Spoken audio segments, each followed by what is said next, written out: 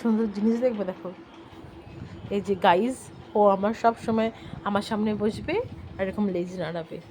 ও বনু, বনু, ও বনু, তোমাকে মা স্নান করে দিয়েছে বনু।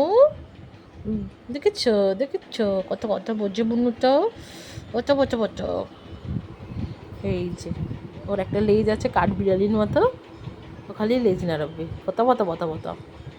এই যে আমাদের মনু খুব খুব সব কিছু বোঝে ও, ছোটো বাচ্চা বাচ্চা, ছোটো বাচ্চা। আমার মাকে স্নান করিয়ে দেয় কি সুন্দর করে।